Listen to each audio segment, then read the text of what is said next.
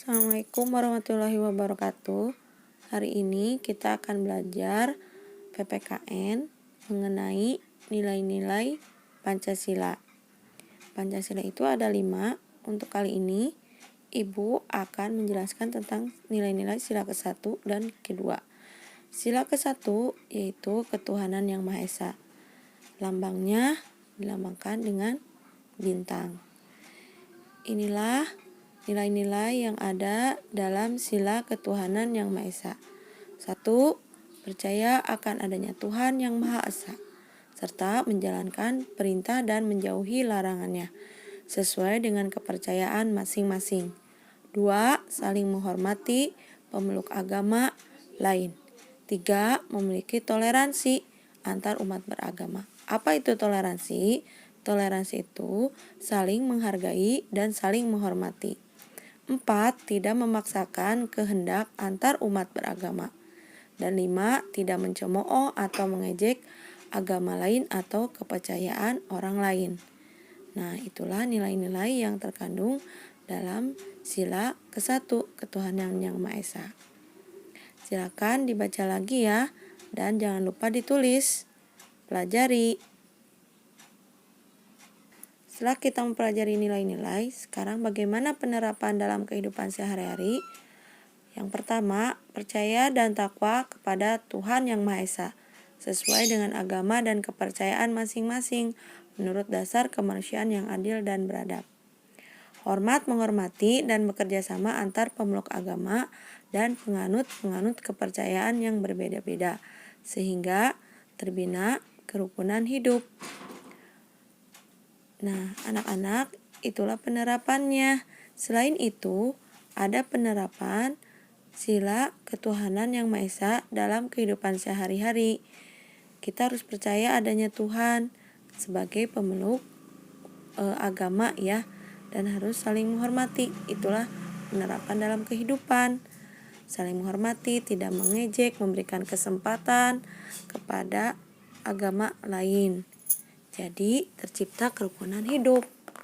Yang ketiga, saling menghormati dan bekerja sama walaupun berbeda agama ataupun keyakinan. Penerapan dalam kehidupan sehari-hari menyikapi nilai ketuhanan yang Maha Esa yaitu tidak memaksakan suatu agama dan kepercayaan kepada orang lain ya. Nah, sekarang kita lihat nilai-nilai Pancasila sila kedua.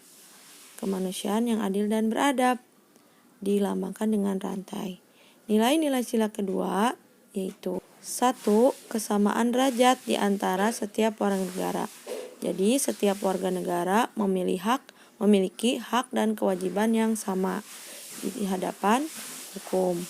Mau itu orang kaya, mau orang miskin, sama ya derajatnya. Yang kedua, simbol pengakuan atas kemanusiaan. Jadi, dalam kehidupan itu harus memiliki rasa kemanusiaan, saling membantu, saling menolong antar umat manusia. Yang ketiga, berani membela kebenaran. Jadi, walaupun disogok seorang hakim setinggi-tingginya, kalau orang itu bersalah harus dikatakan salah. Kalau orang itu benar harus dikatakan benar. Yang keempat, menjunjung tinggi nilai kemanusiaan, seperti halnya nomor 2. Kita harus saling membantu dan saling menolong dalam kegiatan kemanusiaan. Seperti sekarang ini, dalam bencana besar, di mana-mana kita harus ikut berpartisipasi, memiliki rasa empati dalam menolong sesama manusia. Misalnya mengumpulkan dana ya, sumbangan untuk membantu para korban bencana. Itu salah satu bentuk nyata dalam menjunjung tinggi nilai kemanusiaan. Menolong teman pun yang sedang kesulitan itu merupakan nilai kemanusiaan. Menengok tetangga yang sakit ya, membantu tetangga, memberi makanan tetangga yang sulit makan, apalagi sedang pandemi seperti ini.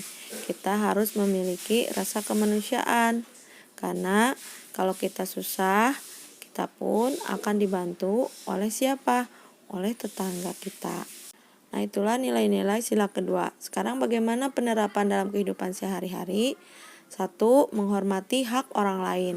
2. Bertindak adil tanpa memandang ras, suku, agama, dan status sosial. Itu bukan ruku ya, suku. 3. Menghargai pendapat orang lain. 4. Berani mengakui kesalahan. 5. Mengunjungi teman yang sakit. 6. Memberi santunan kepada orang miskin. 7. Berani membela orang yang tidak bersalah. 8. Memberi tempat duduk pada wanita hamil di angkutan umum. 9. Tidak membedakan derajat manusia. 10. Membantu korban bencana alam. Nah, itulah penerapan sila kedua dalam kehidupan sehari-hari. Silahkan kalian baca lagi dan tulis ya di buku catatannya. Setelah ditulis, lalu baca. Kemudian, jangan sampai dilewatkan tulisannya. Catatannya harus lengkap ya anak-anak. Supaya dalam mengisi soal-soal nanti kalian tidak kesulitan. Terima kasih. Selamat belajar anak-anak di rumah. Jangan main dulu ya kalau belum selesai. Wassalamualaikum warahmatullahi wabarakatuh.